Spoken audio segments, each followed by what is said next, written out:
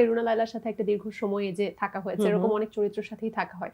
ওই সময় যখন আবার ব্যক্তি জীবনে ফিরে আসেন শুটিং এর মাঝামাঝি সময় কিংবা শুটিং জাস্ট শেষ হলো ওই সময়টায়, তখনও কি ব্যক্তি জীবনে রিয়েল লাইফে ওই ক্যারেক্টার প্লে করেন ভুলে?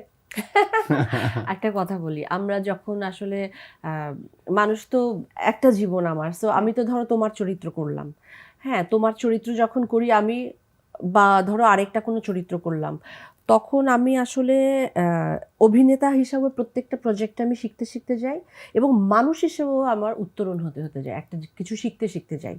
আমরা তো সব জীবন সব এক্সপিরিয়েন্সগুলো এক জীবনে নিয়ে নিতে পারি না। সো স্ক্রিপ্ট থেকে আমি রুনা লায়লা থেকে অনেক কিছু শিখেছি।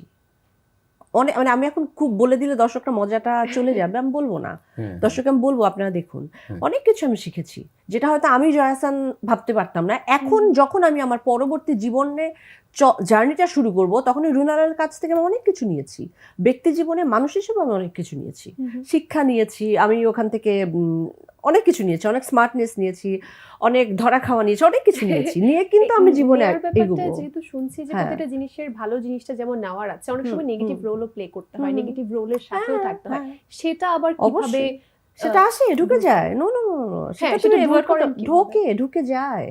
এখন সেটাই আমাদের ব্যাপার, আমরা কতটুকু ফিল্টার করে এগোতে পারি, এই ফিল্টারটা আমাদের ভেতরে থাকে, সেটা তুমি এভয়েড করতে পারবে না, কারণ আমরা তো চরিত্রগুলো বিশ্বাস করে করি, এবং ওগুলোতে আমাদের জীবনের লাইফের এক একটা লেসন, এক একটা স্ক্রিপ্ট, এক একটা গল্প, এক একটা লেসন, তো ওটা তো আমি এভয়েড করতে পারবো না। তাই বলি প্রত্যেকটা প্রজেক্টে অভিনেতা হিসেবেও আমি, আমার উত্তরণ ঘটে, মানুষ হিসেবেও আমি শিখতে শিখতে যাই, ওইটাকে নিয়ে কিন্তু চ্যালেঞ্জ যে ওই জিনিসটা থেকে কিভাবে ফিল্টারটা করা, হ্যাঁ ওটা সেই জায়গাটায় আবার মেকানিজম এক একজন এক এক রকম। না, অভিনেতাদের এটা থাকে যে আপনার এক্সপ্রেশন বা যেটাই বলি, এই যে আপনি বললেন না যে পজিটিভ ক্যারেক্টার নেগেটিভ ক্যারেক্টার, এই যে জয়া বা অন্য যে কেউ পারফর্ম যখনই করে, ওদের ভেতরে এগুলো লকড থাকে।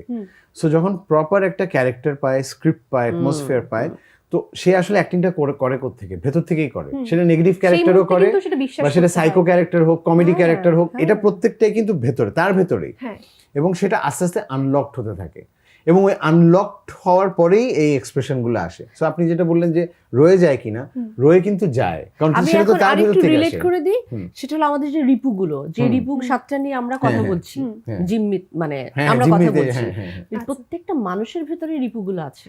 আমার ভিতরে লোভ আছে, আমার ভিতরে কাম আছে, আমার ভিতরে ক্রোধ আছে, আমার ভিতরে ভালোবাসা আছে, সবকিছু আছে। সো আমরা কখন বলি একটা ভালো মানুষ, একটা মানুষ যখন তার এই খারাপ রিপুগুলোকে ঢাকতে পারে, লুকিয়ে রাখতে পারে, তখন সে ভালো মানুষ। যখন সেগুলো লুকিয়ে রাখতে পারে না, তখন সে খারাপ মানুষ, সোকল খারাপ মানুষ, এটুকুই। একদম তাই, এবং সেটাকেই আসলে ওই যে আমাদের বিবেকের জায়গা থেকে, ওটাই যে বিবেক এক মানুষের আছে,